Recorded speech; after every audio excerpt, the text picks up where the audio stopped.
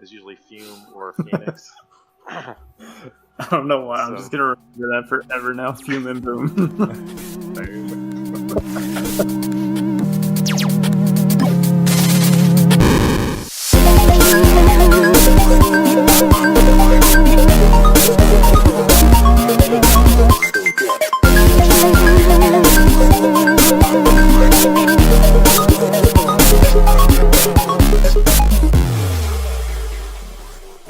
Thank you, everybody, so much for joining us for Pixels After Dark, Episode 8. How would you like to be introduced? I probably should have asked you this first. Say Lurch. Lurch is fine. That's what I'm on the streams for. Sweet. It's okay. I had it. Trust me. 1, 2, 3, record. No, we'll just dive right in. We had a couple questions already laid out. When did you start developing your passion for art? I mean, it's always been there since I was a kid. I mean, I think most kids, you give them crayons or whatever and they'll draw. Parents encourage that or whatever. But I mean, both of my grandparents, my grandmas were both artists. My grandma was actually an art instructor. Oh, nice. So I'd go over to her house and she'd always have a easel set up and she'd be doing oil paintings or wood burnings or charcoals or whatever, or teaching students. And just from a young age, I thought that was cool. So, I just would, I guess like most kids, just doodled in class and drew in my free time and, made my own maps for Zelda or Star Wars or whatever and just kept going from there. And then progressed from being a little kid into where I'm at today, I guess. So today, what do you do for a day job?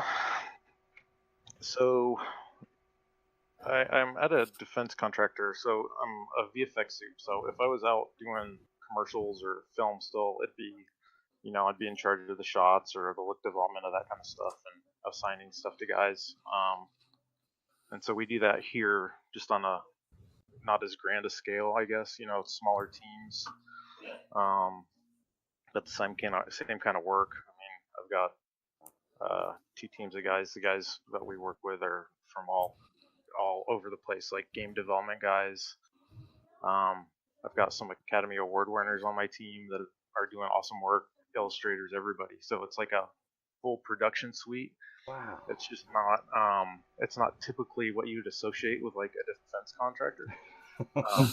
Also, like we do dog and pony shows all the time. It's like, hey, what do you do? And it's like, well, we're Pixar for bombs, or that's how I try and associate it for people because they have no idea. I mean, people like us, we kind of know what that is, but when you get other folks in there, they don't really understand what it is or what the value is. But we're just VFX artists and illustrators and animators and all that. And we're just doing it for film. We're doing it for video games. We're doing it for defense stuff. That is awesome. Now, you dropped a little bit earlier that you did somewhat work for movie studios? I've never personally done movie studios. I started out in doing commercials in video games and a couple music videos.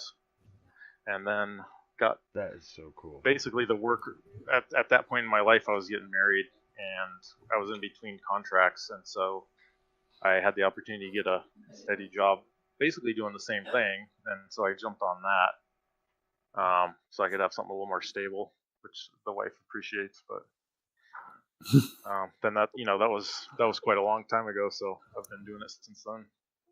Wow, so you've been with your company for a long time then? Yeah, I've been doing this stuff for about 15 years. Oh, wow. And then about 7 years before that, I was doing entertainment stuff. Wow, pretty lengthy career already. Old or seasoned, what I mean? I hear exactly. You. So with the visual effects stuff, do you just supervise or do you kind of get in hands-on? It's not as much hands-on as I wish it was. It used to be a lot more, but I still do shots, It's just not as much as I used to do. Okay. So, when I was doing more shots, I was doing less personal artwork, but now that I'm not doing as many shots, I'm doing more personal stuff so I can get it out of my head, Right. So it's kind of a trade-off. Right. Very cool. Nice. So go ahead.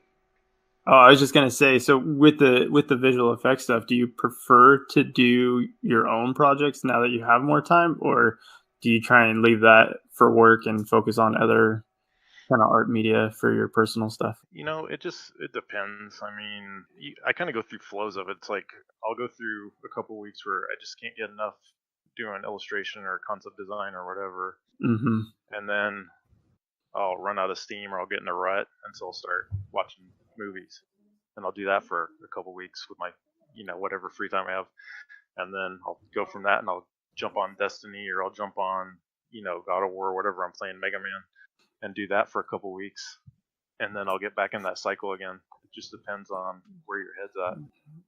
That sounds exactly like what I do. And I need those pauses too. It's like I just can't push anything out. I need something else.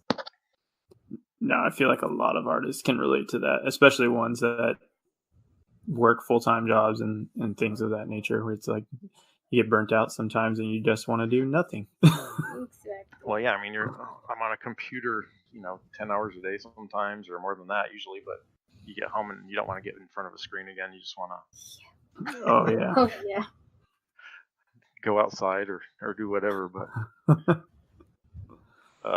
yeah, I mean, drawing's what I do, man, so it's either on paper or digital or however I can do it. Do you do a lot of traditional stuff? Not since I got an iPad. I mean, so I used to do, mainly it's on computer, but usually the traditional stuff is like I'm in meetings or something, so I'm drawing. Instead of taking notes at a meeting, I'm doing doodles or whatever, but so graduating edit that out later in case anybody's listening. But I don't do like, I won't bust out acrylics anymore. I'll do like marker comps every once in a while, but or if I'm coloring with my kids or something like that, I'll do that. But usually it's digital, or I'll bust the iPad out because that's pretty cool.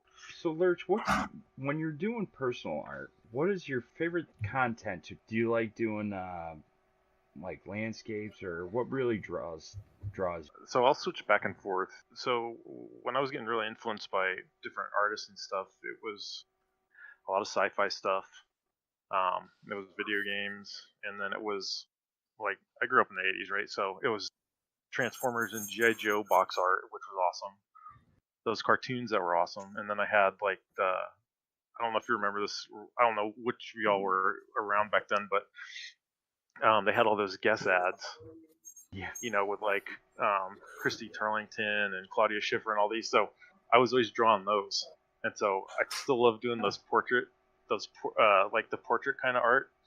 And I'm really influenced by like Ahmed Aldori and Aaron Griffin and those guys, but I kind of apply it to games. So like a lot of it, I'll do kind of like a pinup thing with a Destiny twist to it, or I'm working on one now that's like a Samus from Metroid, and so I kind of apply it to those just because that's what I grew up with, man. I loved all those guest ads and the supermodel ads from the 80s, and I was always drawing them. So now I'm kind of doing it today in my however I do it. But yeah, so I'll switch between those, and I still love doing concept design and matte paintings when I can. Lately I've been kind of on a sci-fi kick,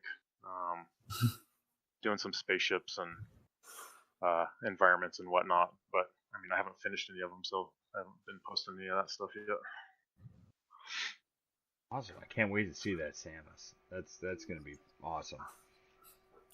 That was like one of my favorite twists of a game ever. Finding out that it was a girl.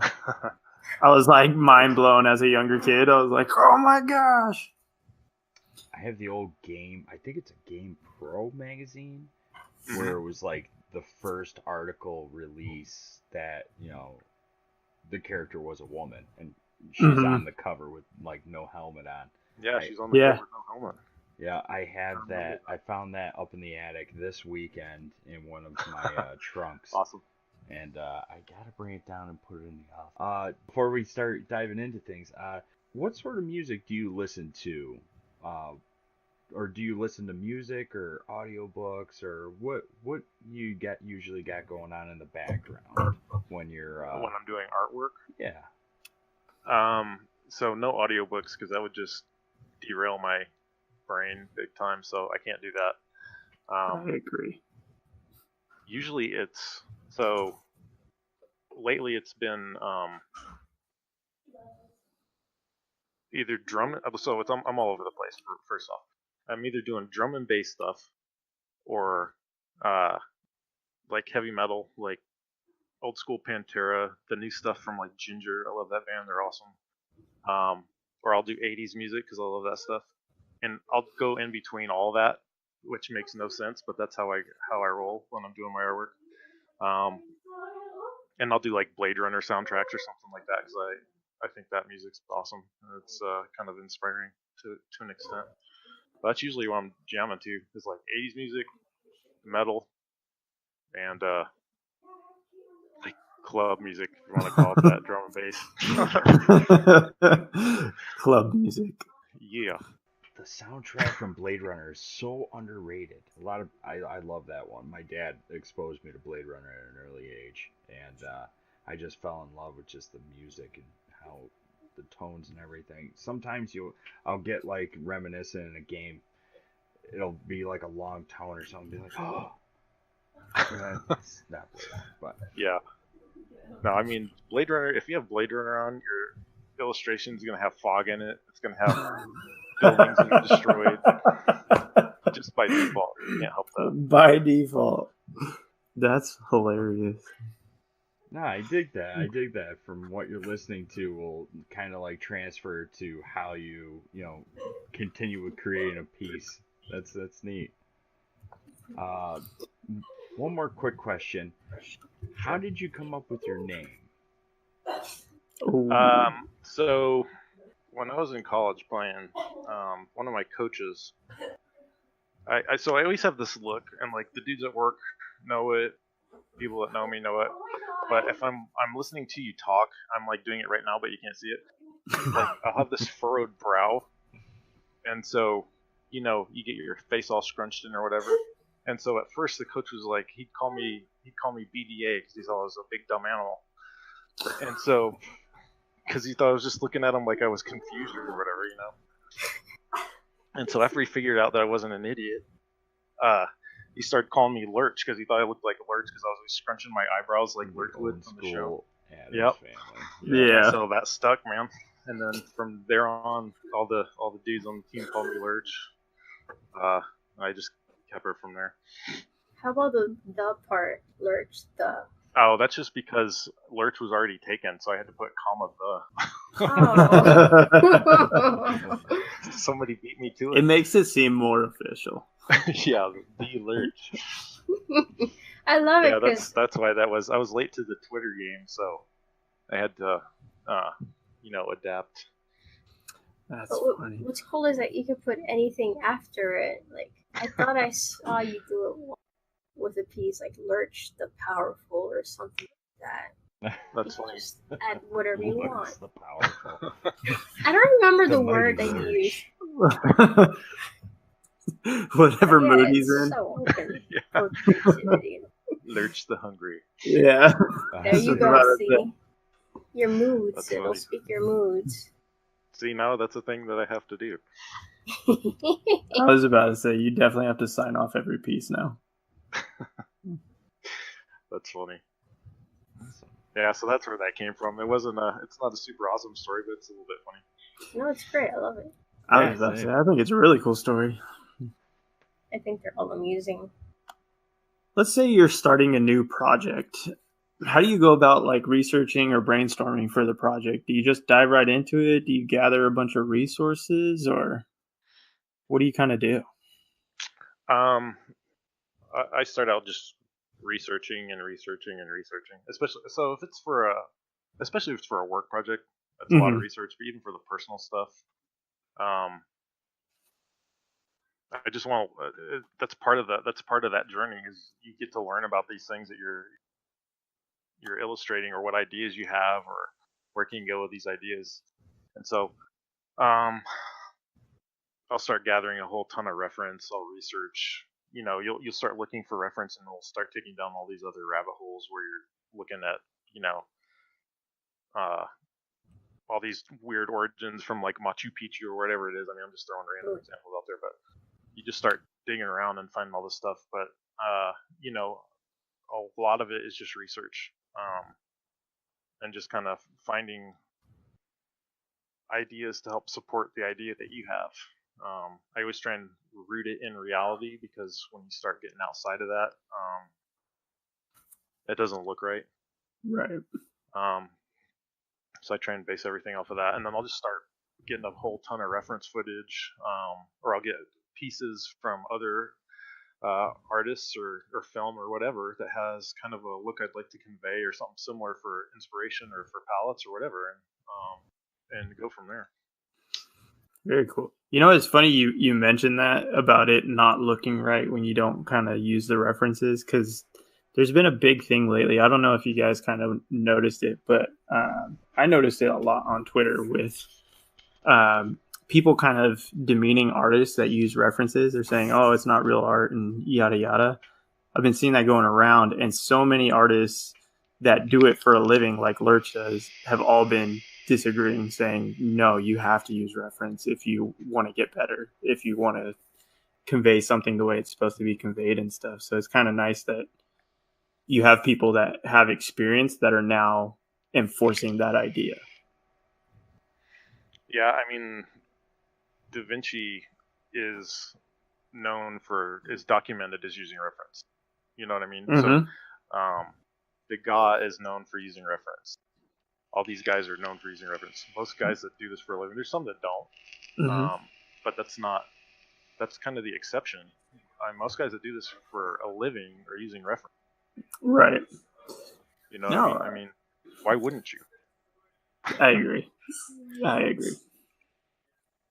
I mean, I don't use reference for if I'm sitting here doing a brain dump on a piece of paper, I'm not using reference.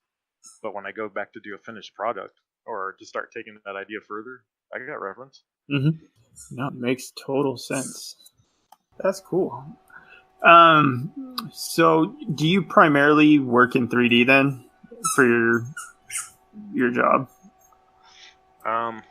So yeah, I mean it's mostly 3D. I mean what's interesting is about what we do is instead of in game dev or a film, you're for the most part, it's like, hey, I'm working the lighting for this shot, or I'm working the animation for this shot, or I'm working textures or whatever. I'm doing look dev. For what we do, we get to touch all of it. There's one or two of us that'll do the look dev for consistency, but and then we've got a couple guys doing storyboards and that kind of thing, or doing some concept design. But we get to touch all the rest of it. So we're doing we're doing the lighting, rendering, animation. We're doing all the comps. Sometimes you're doing the edit, sometimes you're not. So it's cool in that way. Not a ton of modeling, just because we don't need to do that stuff anymore, and it's too expensive for us to do it. So it's time consuming. Yeah, I mean, a hero model takes weeks, and we just don't have that we don't have that luxury. Our schedules are more similar to working commercials or episodic television. So we're on shots. You're cranking out shots. Sometimes one a day, sometimes one every 2 or 3 days, rather than on a shot for a couple months. So it's pretty quick. Oh wow! But it's mostly 3D, unless I'm doing like matte paint. So what programs do you tend to focus on then? Let's say someone wanted to get into your industry. What would you recommend them start learning? I would recommend they start learning lighting and perspective, how things react to light and how things move. Depending on where you're at, that's what the software is going to dictate. So, even in the industry I work in, if I'm at this house, we'll be using Max. We're in a Max pipeline. We still use Maya, but we're mainly Max because that's where most of our guys came from. And then if you go to these other shops, they're all using Maya. Or they're using Max, but they're using Nuke instead of After Effects, or they're using whatever, for compositing stuff. So yeah, I would say the tool doesn't matter. Kind of what I was alluding to earlier. It's like, do you understand how things behave or how things should look? And then you'll learn the tool set when you're in there, for the most part. No, that's fantastic advice. Like you said, kind of learning the principles behind what you're doing, and then the tools kind of come second nature after that. Are you allowed to talk about the tools that you use, like at work? Yeah, I mean we're a max pipeline. For 3D stuff, we 90% of it is going through Max, 3ds Max. We do all of our fluid dynamic stuff in a couple open off-the-shelf softwares like Fume or Phoenix or RealFlow. So not so much RealFlow anymore, just because it's so processor intensive, and we've gotten it to where we can do our open water stuff to make it look like really good. I mean, it looks photoreal, so we'll do a lot of our water sims and open water stuff in Phoenix. Stuff going boom, I'll say, is usually Fume is usually Fume or Phoenix. I don't know why. I'm just gonna remember that forever now. Fume and boom. Boom.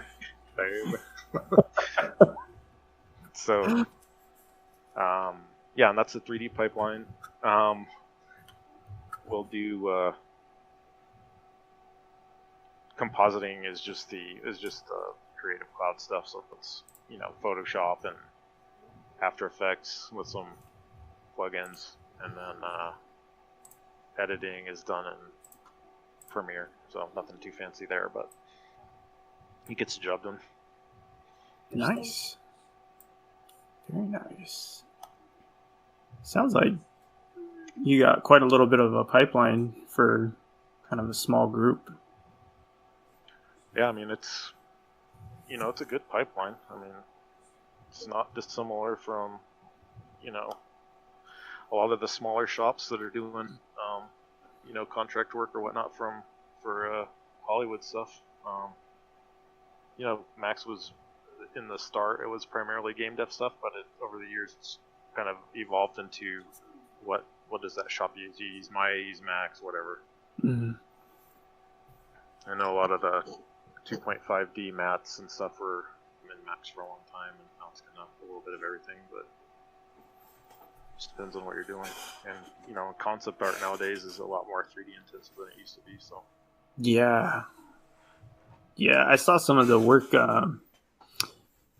or not work, but Clinton was doing some fun stuff, and then you were I think you were advising Clinton on certain things, like kind of helping him out with how to make certain things or whatever.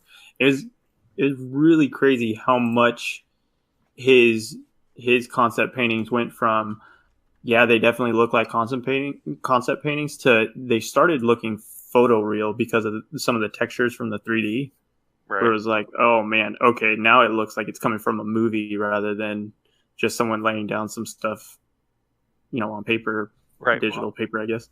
I mean, so you get stuff. I don't want to say for free, but you get it for free. So you don't have to be this master of perspective and everything, because you can lay out your grids in 3D space in a 3D camera. So you get that. You get your lighting, so you can have reference for where your light's hitting off of things. So you're not relying on. I don't want to say you're relying on your training, but you're actually looking at it, and then you paint on top of that and all that stuff. So it gives basically big shortcuts. Well, it's not so much a shortcut because you're still creating it, but you've got stuff that's based on physical cameras and physical lights, because now you've got in the 3D software, instead of just having some lighting package that's a guesstimate, it's actually based on lumens, and it's based on what kind of temperature that light would put off. You know what I mean? So it's got this real fall off, and it's got this very naturalistic feel to it, and then you've got a camera that's got a bokeh effect on it, and it's got different lens settings and f-stops and all this that you can mess with, that gives you this much more natural setting right from the get-go. And then you paint on top of that and start doing Clint's magic stuff to it, and then it looks awesome. Right. So, well, yeah, Dr. Azanov's in chat, and she made a great point, is that it's kind of what you were talking about earlier. You still have to know the rules of what you're doing to be able to utilize that stuff to the best of its ability. Right. Very cool. Huh, so is that not refreshing? Whoops. Is that moving around when I do that? It's a little funky, but I'm seeing. Oh, it's slow? No, it's not slow. Okay. I think you just have to align it where you want it. All right. I wanted to zoom in. No, I appreciate it. Oh, wow, yeah. So is this a current personal project that you're working on? Yeah, so this is just, I was kind of going along what we were talking. I mean, this ship didn't just happen. It's me messing around with shapes and parts and whatnot, trying to make some. So this model is yours? Yeah. Nice. So I'm just trying to make some cool sci-fi bomber-looking thing. I've been looking at lots of Sparth lately, so it's influenced by that. It's got big engines and somewhat cigar-shaped, I guess. But anyhow, so I'm building this. I want to do a couple different things with it, and have been referencing stuff from NASA, just shots of Jupiter, shots of Saturn, all this cool photography they have now from their various missions and stuff. So I can lighting right and all that, But some of the international space other organizations have been taking some phenomenal shots lately from their moon missions and some of the probes and everything. I've been seeing a lot of those pop up too, and they're just absolutely astounding. It's great seeing how the international community is finally getting up into space, and a lot of people are launching different things and getting out there and exploring, but they're also taking these amazing shots of everything. Right. Yeah. Forget what the name of the I don't know what you want to call it, satellite, spaceship, something. But there was one that just did a flyby of Saturn and then crashed into it, right? And took a bunch of pictures on the way down, kind of thing. Oh yeah. It was. Yeah, I was actually. I don't remember what it was called. I was looking at that the other. Yeah. I don't remember what it was called. But there was some where it was like absolutely beautiful photos. It's amazing how they kind of just piece that together through the math to figure out the colors of things and yada yada. Right. Yeah, so I'm just messing with stuff. You guys can keep talking. We're all watching your screen. I have it kind of blown up on the stream, and it's like I put it right in the middle. At first, Tyler laughed at me because I'm always goofing with something. But I have not seen like animation or 3D like rendering in a long time. So I'm just really taking in what you're doing. Even though you're playing around, it's still just incredibly interesting to me because I don't remember too much of that process. So just seeing what you have built so far is just incredible to me. Yeah, I mean, so the model I've already obviously worked on before they posted it, but I'm just gonna do a little. I'm just messing around. So I thought it'd either be fun to do like a quick one of these and do my own loading screen for Destiny when you're flying in. That'd be so cool. Or I was gonna do like a flyover of some planet that I discovered, but I'd have to do some map painting on that, so we'll see. No, my word. The flyover sounds really cool as well. Yeah, both of those sound like awesome ideas. So we'll see what I can get done here in the next however many minutes. Yeah. Whoops. Sorry about that. Wrong frame. Doc's asking if you have any sci-fi book recommendations. So are we talking about for artwork, or are we talking about for reading in general? I think it might be art referenced.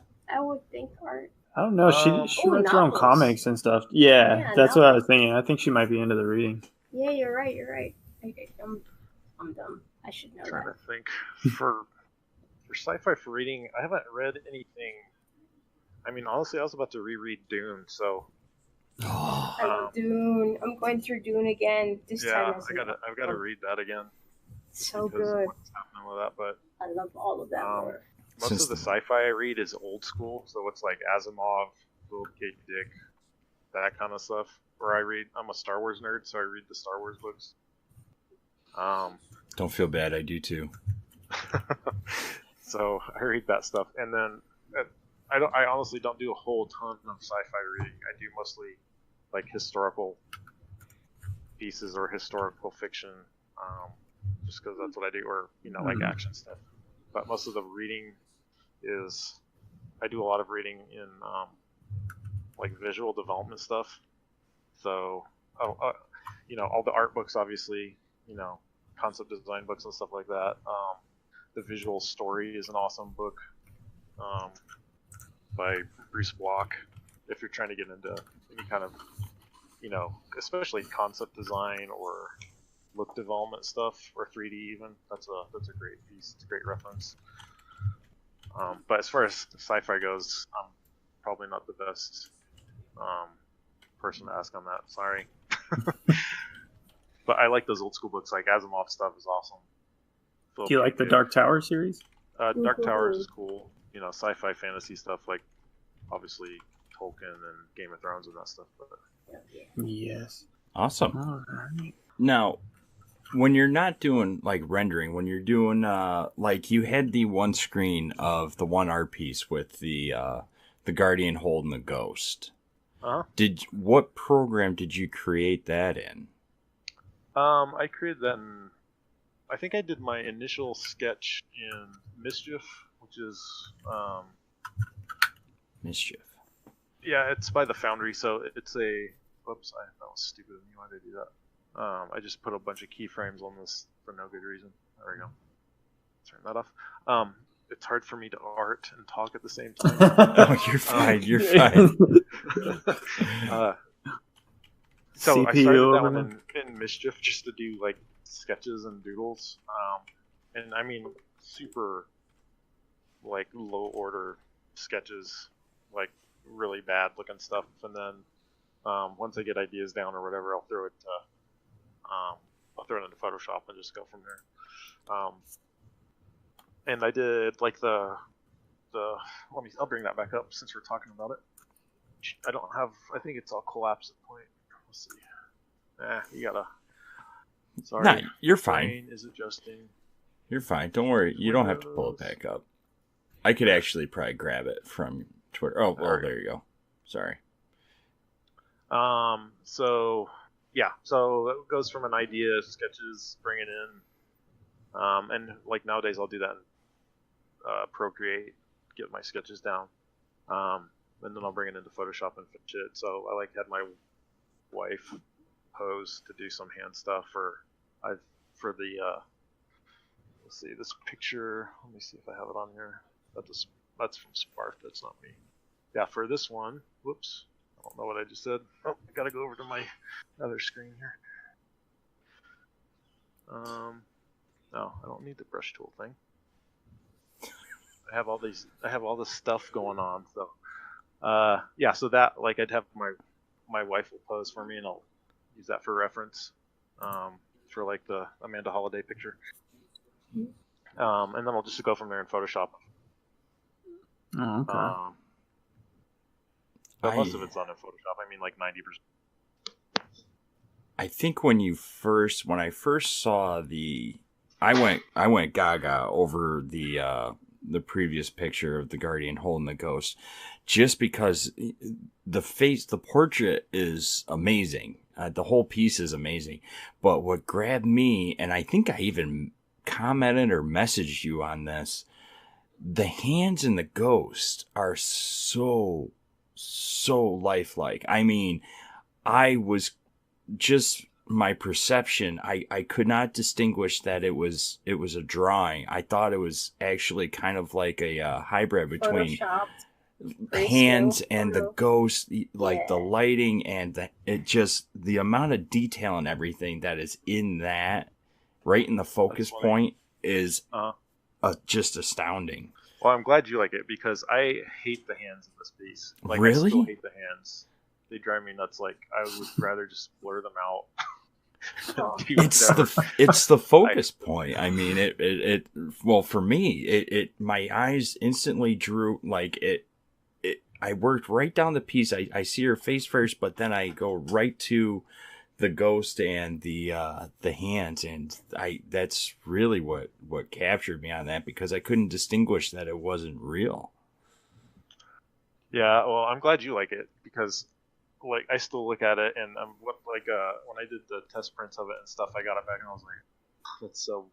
I hate the hands. Like, I don't like drawing hands to begin with, and I don't know. I just try not to look there. So I like to look at the girl's face. I like to look at the ghost. Yeah, Ghost is, the lighting on it is incredible. Like, it looks like metal. What I admire about the hands lighting. is It's all in the lighting, really. But yeah, the only thing it's missing is the hunter hood. Because Master Race. Hunter. Oh. I'm just kidding. Master Race, just so you know. Wait, what was Give the her master? some shoulder pads. Titan. My man. Yeah, jeez. Yeah, so like this one. Joe. I love my Titan, man. I've been a Titan in that game since like day one. Yeah, that's what I started with. Like from the demo for D1, that's what I started Titan. Yeah.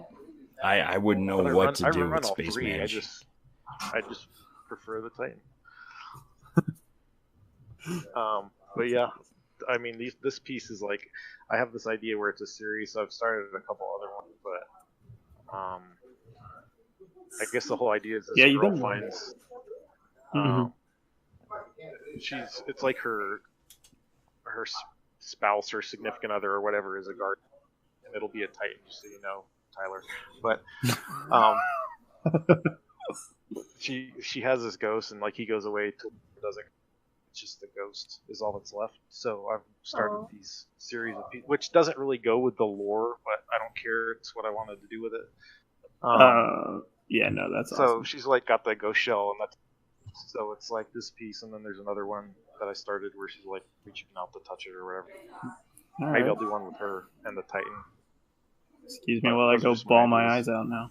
Yeah, that's incredibly sad. That's cool. I like when pieces have like an emotional connection like that and tell a story. So I'm excited to see where you go with it, because I think it makes people not only enjoy the artwork, but now you can relate to something as well. You have that connection. Right. I'm looking forward to it. So I'm jazzed for it now too. I was just saying it on the inside. When what kind of tools do you utilize when you're creating, working on this series? Like, is there any specific tools or brushes that you are in your go-to when you're working on something like this? Yeah. So here, let me see. Machine real quick. I think it's still up. Yeah. All right. So, I mean, obviously, I have like 8 billion brushes up now. But I was telling you guys before the show started, I was just trying to. There's a couple certain brushes I was looking at, but I usually use. There's 1 or 2 brushes I have that I like to use. I'm just gonna scribble stuff. It's good. Whatever. I like these kind of mixer brushes, like it does the desaturation, a little bit of the lightness, and you juggle it. So you kind of get, if I blow it up, maybe it'll show better. So you just kind of get this free detail in there. Yeah. For good reason. So I love these kind of color jiggle brushes.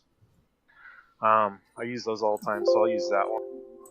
This 93 brush I use all the time, especially for the portraits. Again, it's got that kind of, you get those color jiggles in there, and again, this is in grayscale, but you get the idea. So I'll use those. I love this brush right here when I'm going to, if I go to I use this as a mixer, so I'll go in there and start getting my soft edges and stuff, or mixing the colors together. You can kind of see in there, but basically it's like a smudge, but you have a little control. Yeah. So that's how I try and get that little painterly effect in there. I use that brush all the time, and then I've got a couple that I'll use for like if portraits for hair, like the lasso tool or something, or I'll use maybe something. Whoops, I gotta keep shifting here. So you'll use that for hair or whatever, and then get some other color laying on top there, and then get that mixer brush again. You can start going like that, and you get those strands of hair just kind of happening. Yeah. For free. But I mean, just those are basically the brushes I use, and then I'll come back in and add some gradients or whatever in there. But now, did you create those, or did you get them like I know like Kyle Webster has like a ton of mixer brushes. Did you look for a pack like that, or did you just create them as you went? No, so I've got my brushes are the ones that I usually use are a combination of made the basic ones. Some I got from Clint put some up a while back. I grabbed those. Aaron Griffin, I got his like 93. This brush here, I love this brush. Whoops, first I'm doing a mixer there, but I love this brush. Gosh dang, there we go. Like that brush is sweet, especially when I don't have the other stuff turned on. But do that. This is more of my normal set. Sorry, I gotta get my brain turned back on. Like those, I love using those. So you can just kind of lay in color with a little bit of texture, turn on the dual brush. I'll go in there and do some cross hatching with that kind of thing. But I mean, I'm not a really quick illustrator. I take a lot of time. I'm a lot faster with the 3D stuff, just 'cause that's what I usually work in. So. No, it's really cool. I remember I don't know if it was Omnigul or if it was like a reference to Omnigul that you did. That one blew my mind solely because it looks like a watercolor painting to me, with how many different like droplets and like overlay textures and things like that you have in there. Was that all mixer brushes? So I'll do mixer brushes, just paint splotches in, or you can do different texturing techniques where you use overlays, or make brushes out of overlays, even to get like, you take a picture of your napkin that's got a coffee stain on it and make a brush up, get droplets and stuff like that. I would have never thought of that. That's genius. Because it really does look like watercolor. It was incredible to me. Yeah, thanks. I mean, that's what it is. It's just you use other things to give texture. You know what I mean? So you could even take this and just do a overlay of a paper grain, any kind of paper grain or a burlap or whatever, and it'll give a whole bunch of texture just to this right here. Right. So, yeah, I know Monkus does that quite a bit, where he has, I think he created like one file of like a paper texture, and then he just kind of tweaks it as he needs to. Yep. Yeah, he's got his style honed in pretty well with all his stuff he does. So, he's got that working for him pretty sweet. So yeah. But yeah, I mean, that's what I do. The hair, it looks like I'm in here doing all these strokes, but really I've got one brush and switching between like 3 colors, and you get all this, hair looking detail for free. And when I do that, I use a guy I referenced earlier, Ahmed Ador. He explained it really well once. Is just you just look at it like it's rivets, so kind of lay it out over the head like it's face or whatever, and then lasso tool those shapes, or however you do it that day, whatever's working. Do it that way, but Now that's those are most of the brushes I use. That's one tool. Do you use the lasso tool a lot? Because I feel like a lot of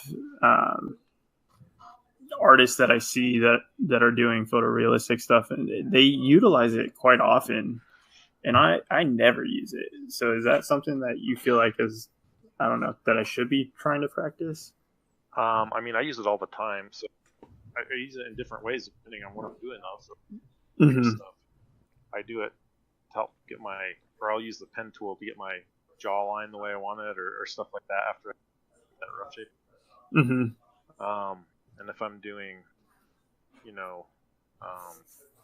more concept design stuff, matte paintings, I'm using it to refine selections, or make rough shapes in the foreground or something. Just kind of different tools. Very cool. Is there any sort of like techniques or suggestions that you can share just with the brushes and the kits and everything that you have pulled up right here? Just let the brush is just a tool, so it depends on what you're trying to do with it. You know what I mean? And what style you're trying to go for. Just use the right tool job, really. So get out, mess with the brushes, get used to the ones you like. Make your own, and just mess with them. I mean, that's the best thing you can do, is just take, so when I got Procreate, I hated all the brushes because I'm used to all the stuff I like to do in Photoshop, until I started using it like traditional stuff, I suppose, and started drawing the same thing over and over again with brushes to see which I like the feel of, so just mess with it. Yeah. See, I mean, yeah, I guess that's the best thing I would describe for do the thing and I'm all zoomed in right here, but zoom out, get big so you can see what your composition is, so you're not I mean, I'm bad at it, especially if I'm doing like sci-fi stuff, it's not too bad, but if I'm portrait things, it's like fan art especially, I'll get zeroed in on like an eyeball or something and just noodle the crap out of it instead of looking at the whole composition. And 30 minutes later, I've got this sweet looking eyeball. The rest of it, garbage. You know what I mean? So big, and then get in there little when you need. Right. What canvas size and resolution do you usually work with? So I was just using like a A5 basically for international paper stuff. But I just switched recently to I either do 3K by 5K or 5K by 4K at 72 DPI. Oh, okay. So you don't go for huge DPI. You just go for a huge canvas. Yeah, I go for it, and that's because I get the stuff out of the brush. A lot of times, you're not going to get all the nuances out of the brush if you're at a small resolution. So, especially if you're trying to emulate somebody's look, then you try it. So if you grab like a brush or one of Kyle's brushes and you're trying to do the exact same thing, and you have a totally different resolution than what he works at, you're not going to get the same, little subtleties in those brush strokes. So, anyways, I up the resolution. If you're going to go to print, like obviously you're going to get up in like 120 or even 300 depending on who you talk to for the DPI, but I just try and use those resolutions for now anyhow, until I change it up or hear something different from somebody else and I agree. But yeah, I mean, for the longest time, probably kind of like an A5 size, which was like at 300 DPI, and like at 3K, I think. And I was talking to Clint last week. We were talking about stuff, and he was like, "Dude, switched it up, go to like 5K." And I was looking at some other stuff, dissecting some other dudes' work, and they're all like at 4 or 5K. Not all of them, a lot of them. So I was like, "Yeah, I'm gonna give that a go," and I've liked it so far. So that's what I'm messing with. Now, with this 3D model, like 3D animation, what are some tips for somebody that might be starting out in, diving into this form of art right here? I know a lot of people are super interested in it, just don't know like a good starting point on it. Is there anything that you could share that somebody might be able to utilize getting into it? Yeah, you forgot your list. I'm like, oh, she forgot the list. I mean, again, I think if that's where your interest is, just get whatever package you can get into and start messing with 3D. You know what I mean? So, so when I was learning all this stuff, I would see something in a movie that I thought was cool. I'd go back home or go back to the shop or whatever and try and do it myself. So, I lost a lot of sleep when The Matrix came out, trying to figure out freaking in 3ds Max, which was like, I don't know, 3ds Max version 3 or some crap back when that came out. So you just have to make the tool work for you, and then the DVD comes out and you see how they're actually doing it, and so you're like, oh well, maybe I could just take a snapshot of 40 cameras every 10 degrees at frames 90 to 110 or whatever, and I can do the same thing as bullet time. So just go and try and reverse engineer stuff and learn it. That's what I did. That worked for me. It doesn't work for everybody, but I would just say you have to. It's that old thing, you just got to be kind of throw yourself into the deep end, and if you have the discipline or the drive to get figured out, and you're tenacious and ask questions or research and stuff, you'll get it figured out, I think. Yeah, no, Spikel's you're right. What did you used to draw as a kid? What did I used to draw as a kid? Yeah. I drew a lot of Transformers, lots of Star Wars stuff, lots of monster trucks for whatever reason. Monster trucks, interesting. Yeah. And then, high school was like when, well, for me anyways, again, dating myself, but Todd, the new hotness, doing all the Spider-Man covers. Image Comics was just coming. Spawn, after he jumped ship from Jim Lee and all those guys were doing all these awesome covers and comic stuff, and so I would look at those illustrations and stuff and try and mimic what they were doing. So I have all these like, when you buy sometimes when you buy a package of printer paper, there's that super glossy piece on the front that's like a cover. Yeah. I would always take those and turn them upside down, and that was my comic cover. So I would, try and draw these Spawn covers or all stuff in marker comps and stuff, and do that, and just try and get as close as I could to it. That's what I used to do. And, like I said, lots of Transformers and all that kind of thing. Mine was the white T-shirt cardboard you used to get with T-shirts. Oh, nice. Then my grandmother used to hand me like a handful of them. Like, here, these are for you, Joey. Yeah. Those make good shields though too. So it's like to do that balance wisely. What am I doing? Where were you when I was a kid to tell me that?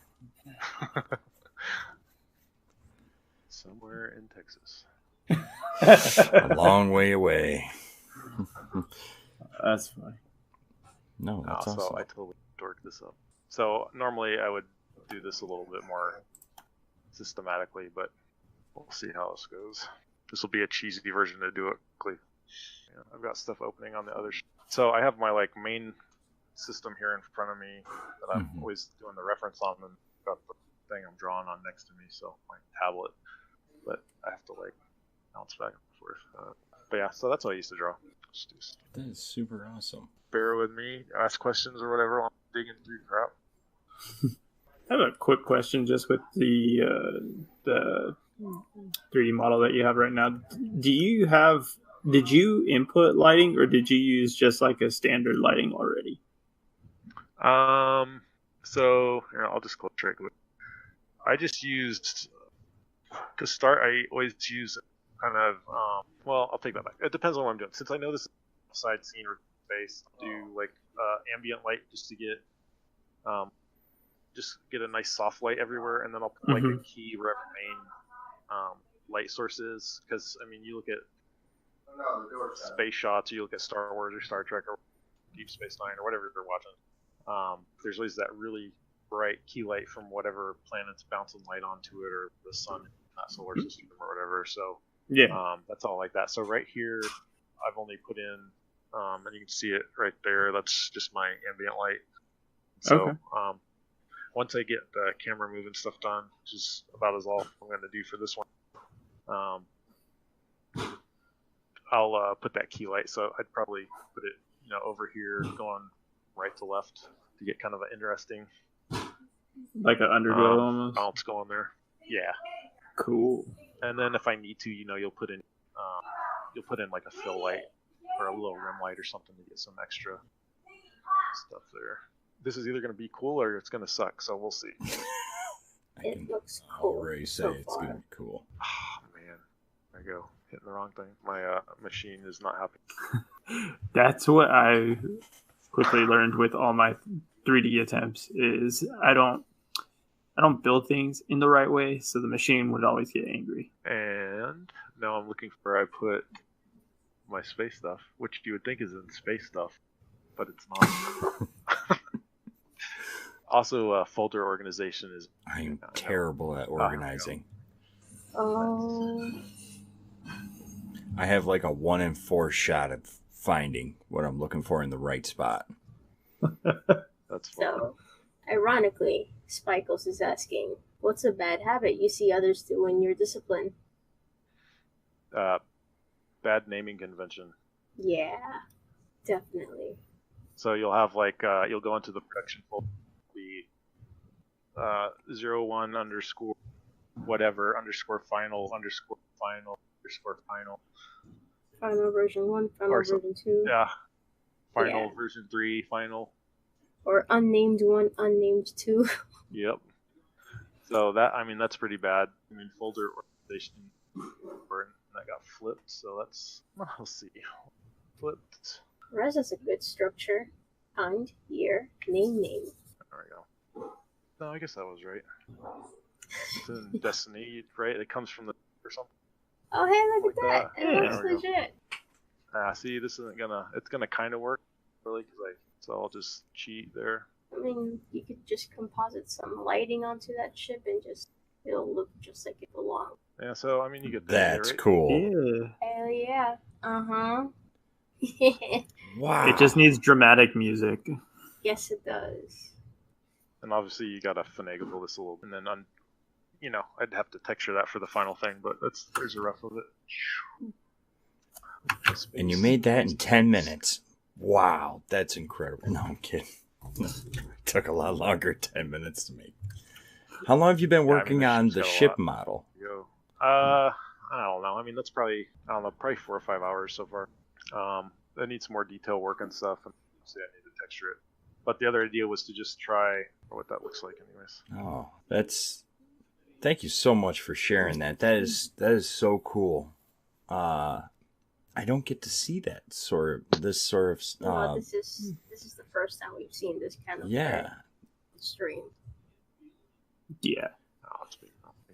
It brings a whole different feel to it when you see it, because we've seen you messing with it as we've been talking and kind of playing with it here and there, and seeing it go through the motion. You had the animation where it's swooping down, kind of like in in Destiny, the ship comes in from the top and swoops out, and when you added the background and then played it there, it just literally brought it all to.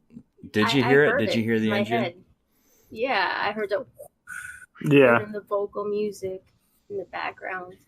Just record that sequence in game, save the gameplay, and then just take the audio and then just do the timing according to the audio, and you won't be able to tell.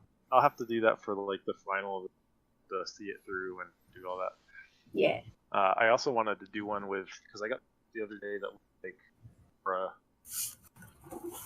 and so I wanted to put a turtle rocket ship legs instead of the Destiny ship. I thought that would.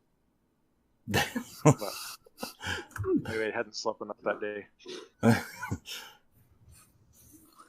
That'd be interesting. Now the question is, since we're talking about Destiny, what shader are you going to put on that ship?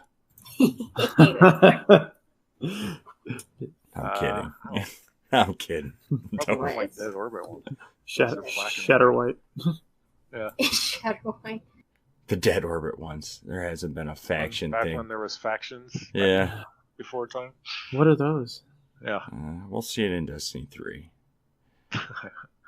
No, awesome. I guess we'll find out in a couple of weeks, maybe. Oh yeah. I was about to say I'm actually excited for Thursday to see what's brewing. I'm more excited to see what comes through at E3. Because that's up in Bungie territory. It's I'm hoping they have something big to announce, kind of like a little bit of a teaser on Thursday, and then go wait a couple weeks, and I'm really excited about what the future is about to bring. You're a family guy. A lot of artists we've interviewed are all family people, like dads and stuff. Yeah. How do you get it all done? So it depends on where your discipline's at that week, and sometimes I need to be better at it. There's two ways, you can sleep less, which sometimes I do, but then I don't work as well. I'm trying to find a work around that. Yeah, or you just get up early. The best thing I've done is, especially when I'm being disciplined, is I'll get up at 4:30 and start drawing. Sometimes that's when I'll get my gaming in. If I'm gonna do some gaming. Obviously, it's hard to do raids or nightfalls that way, but that's all the time I can fit that in usually, because I really try not to do any of that stuff when my family's awake, unless we're doing it together. So it's really about just putting, I'm going to get up and do this at the time, 9:30 to 11 or whatever it is, work on this kind of thing. And a lot of times it's hard for artists because you don't, I don't want to sound cliche or whatever, but you don't want to be boxed into this time where you have to be creative or whatever. But if it's for a job you're doing, it doesn't matter. You gotta. But usually for me, the best thing at work is getting up early. So I'll get up early and crank on stuff. One way or another, you just can't sleep as much as you would initially like. Yeah, I mean, the whole sleep thing depends on who you are. I used to be fine getting like 4 hours a day. And me saying I was fine, my wife might say I was a knucklehead either way, but now I try and actually get some sleep. Besides, these last couple weeks have been crazy, but that's beside the point. And I'll get up early and try and crank stuff out. But some days you're like, you get home and you don't care about that. You just draw, or you want to, there's new content you want to play, or you're watching a movie with somebody or whatever. Yeah. But for me, the time management is, I go to work during season, I coach, and then after that, it's a little bit of wind down time, and then bed. Then you get up in the morning and you're either going to do your workout, draw, or you're going to get to work early. So those are my options, and just roll with that. But it's all about discipline, and sometimes I'm good at it, and so me personally, I gotta get more consistent on it. Yep. But you can really see how beneficial getting that rest is on the next day and the day after. I've struggled with that balance. I used to pull all-nighters pretty often when I was in my early 20s, but then I just couldn't do it anymore. But because I still want to do art, I'll stay up quite late, get up, let's see, I'll go to bed at maybe 2 and then get up at 7:30-ish, and I'll be so tired that, doing that for maybe about a week, I will feel so horrible that I can't do art, and I just want to shut down early. So I'll go to bed earlier, but it takes me several days of good sleep to feel good again. So finding that balance, I think, will help avoid that. Yeah, I mean, I used to say I'd sleep dead, and that just doesn't work for me anymore. So I have to, every once in a while, or maybe once a week, or whatever it is, I'll stay up late and get some stuff done, or get work done, extra work, or just watch whatever I'm watching, a movie or a game or whatever. Other than that, man, it just smokes me too bad. I gotta get my sleep now. I hear you. We're all getting old. We ain't getting younger. Yeah. Nope. Although, aren't you supposed to need less sleep as you get older? Yes. I'm not saying that. I don't know. I don't believe them. You're not at that transition yet. Not yet. I should be happy. No. Rez, I need so much sleep. I do too. I really do. No. I'll sleep for 13 hours straight. Oh my gosh. Oh my gosh, dude. Okay. To be fair, I'd be set for like the month. Right? I'll get up like at normal, maybe 8, 9 a.m. I'll look at the clock and be like, it's the weekend, and just take a nap. And my nap is like 5 hours long. Oh. See, I've gotten up before the sun comes up for so long that it's like ingrained in me. So no matter what, I usually wake up about between like 5 and 6 a.m., if not sooner. Mm-hmm. Like last week, I woke up at 3:50. And I was up. Brew coffee, coming to the office. Just so happened to be my day off, but it's just I'm so used to waking up so early. It's just I don't even need an alarm to go to work anymore. Yep. So I hear 7:30, 8 o'clock. It's like, that's early. Yeah, that's sleeping in, man. Yeah.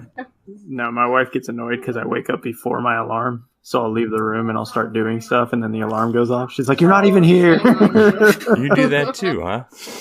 Yeah.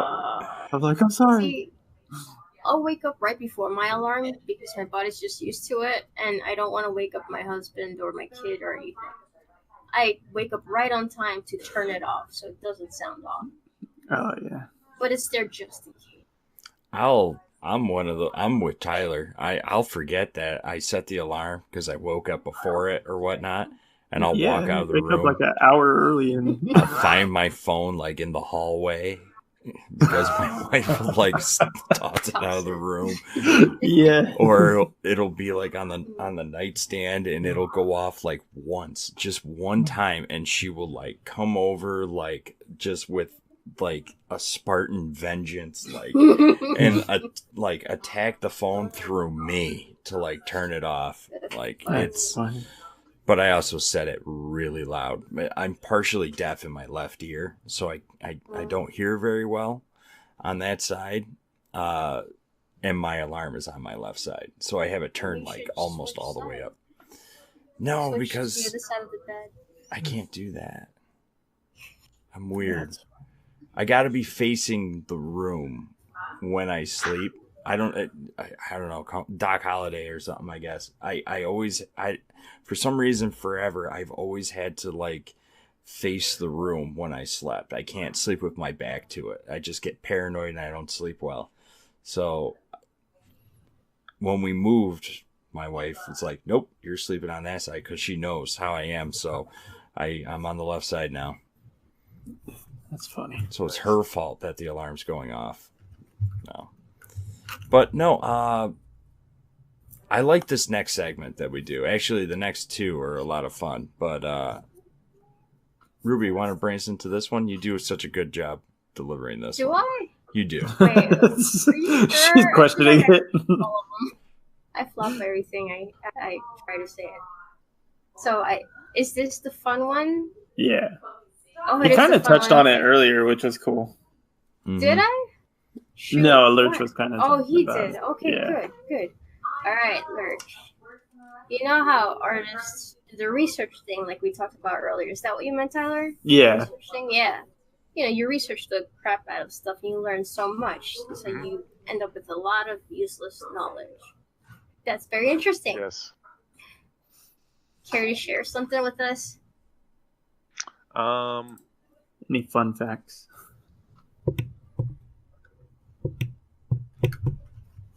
Yeah, so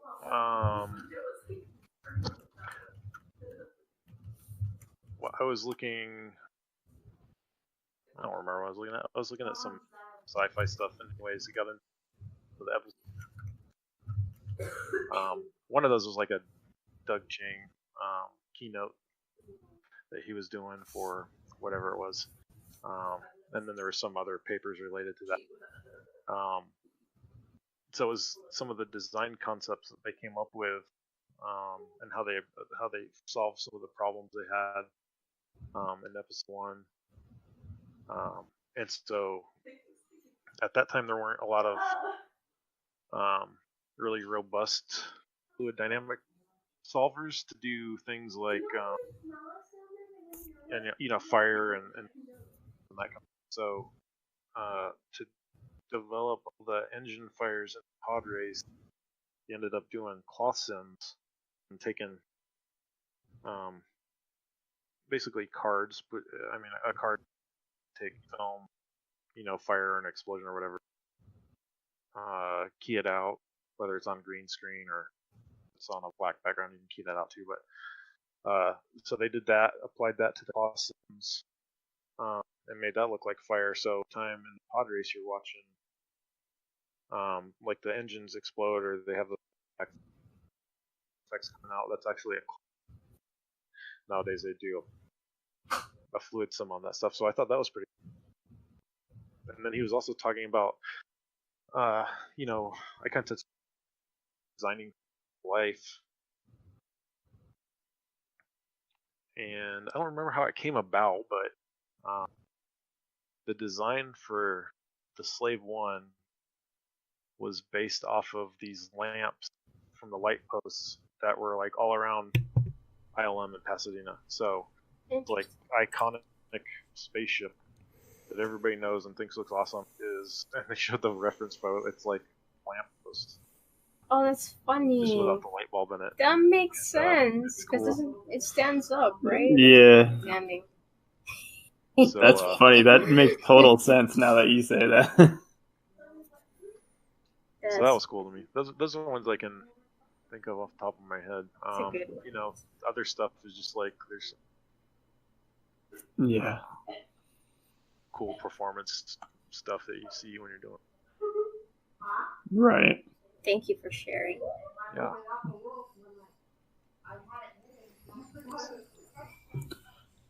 Well, where are we at? We're into one of my. Actually, this is my favorite part because it always puts a big smile on my face. Joe looks like a kid getting ready to talk about it. I know. What did you say? My machine just cut out. Oh, I get really excited about this next part because I always think it's so much fun. It is fun. It's a 30-second challenge if you're up for it. Oh, man.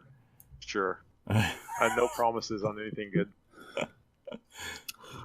I'll tell you what, you know, everybody we've had on, it's always so much fun, and a lot of people say the same thing, like, 30 seconds. It's not a lot of time, but I'll tell you what, the person to beat is Clinton, actually. Clint. Yeah. Oh my gosh. I'm gonna actually print that out. He sent me a high res of all the different segments of it. He made this of his droid guy that he made. That steampunk robot. Yeah, that was great. I mean, Gamma's Ninja Gerbil was pretty sweet. That was pretty good. So there's a couple. No pressure. Yeah, if I have something that's even recognizable in seconds, I'd be happy. Like if I could do a teapot in 30 seconds, that'd be sweet. I can do that. Well, let's see here. Do we want to put it up to chat for recommendations? Sure. Leave it up to chat. Oh man. All right, let's see here. What do you say, chat? Any recommendations? Poll is closing in 5 seconds. Joe's like, I'm ready to throw in my suggestions. Well, let's see. Burger Boy. Burger Boy. That's really good, actually. Aww.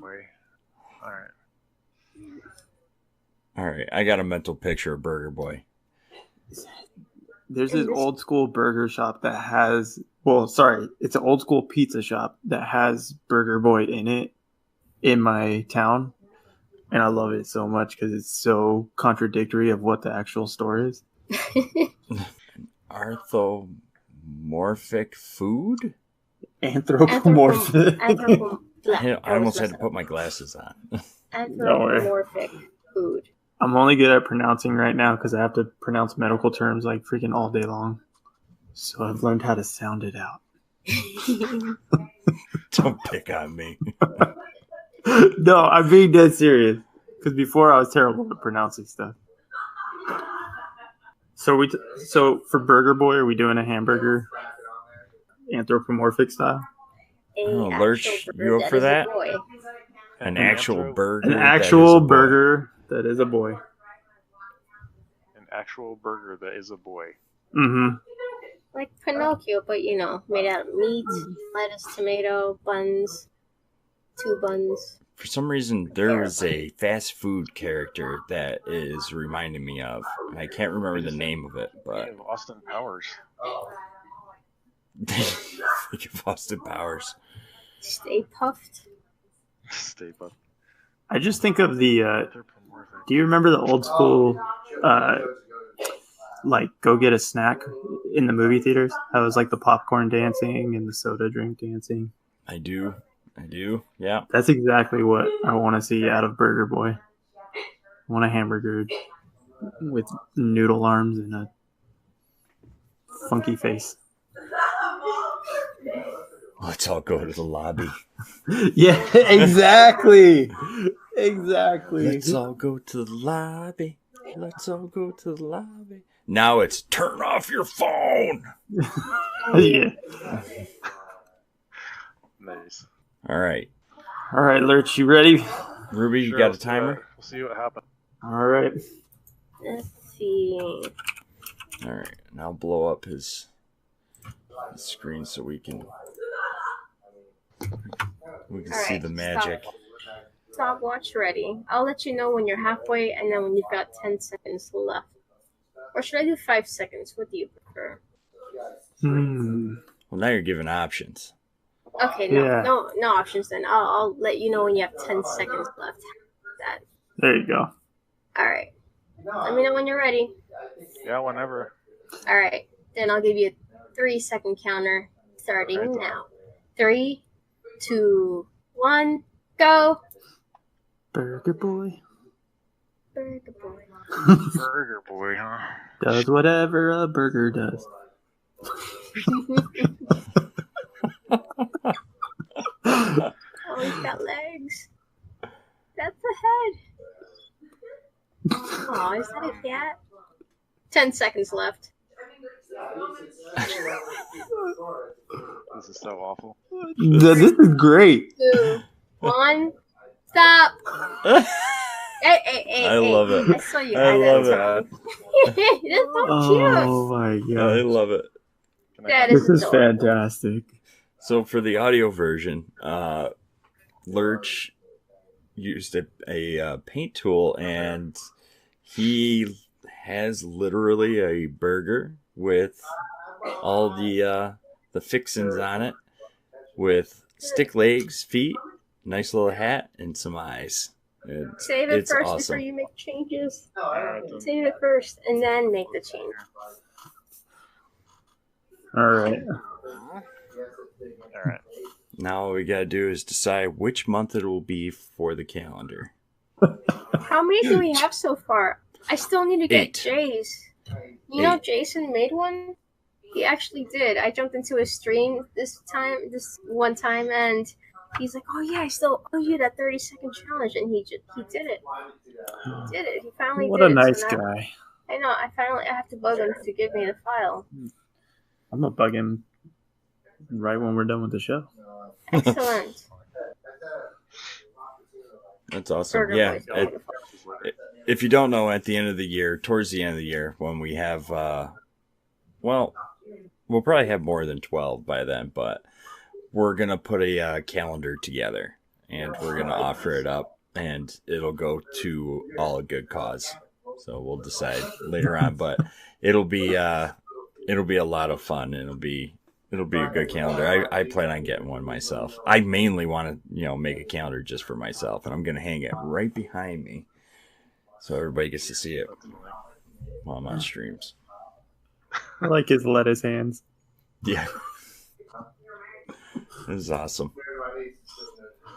It is sweet. Oh, Lurch, you're such a good sport. I love it, man. Yeah. I like how him and Clinton are both the ones that feel the necessity to take it further, though. Yes. Like everyone else was like, "All right, I'm over that." And both of these guys are like, I don't know. Gamma was pretty proud of his ninja hamster. Yeah. That's funny. He was like, "Nope, that's perfect, right how it is." Yeah. Exactly. Nah. I don't know. This is looking great. I love it. He's so cute. I could eat him. Would you though? I mean, I'd eat him. Yeah. how do you know how he feels? Have you ever seen Sausage Party? I'm not sad about it in the least. Well, Near the people in the movie. I'm telling you right now, man. going to being bought in the grocery store is supposed to be a great honor, so I think it would be doing them a favor. Until the last minute, but they're gonna feel so ecstatic right before, you know. I'll make it quick. Yeah, exactly. Okay. All right. Well, Lurch, can't thank you enough for coming on and chatting with us. Thank you so much for sharing everything you did, and that from going into the artwork and explaining the brushes and going into that 3D ship. That was so cool and such a treat. Does anybody have any final questions or anything before we wrap up? I'm just thankful that you showed so much of the 3D. Well, not so much of the process, but just a little bit that you did show us, because that's so fascinating. And we haven't had anyone like that on the show yet. So it's awesome to learn just the little bits that you were able to teach us. Cool. Absolutely. Yeah, that's yeah. Yeah. Do you have any suggestions for people maybe that before we head out, Lurch? Any suggestions for people getting into 3D art or anything like that? I mean, my suggestion, if it's what you enjoy doing and you want to make it something that you do for a living or team or whatever, keep at it. I think nowadays, especially on all these different media outlets that we have, getting railed on from people. Maybe they know what they're talking about, maybe they don't. What about it? You're not going to get better if you stop, so just keep working. Mm-hmm. Right on. Great advice. Awesome. Well, thanks again, Lurch, and thank you everybody for tuning in. We will catch you next time. Have a good night. Thanks, guys. Bye. Good night.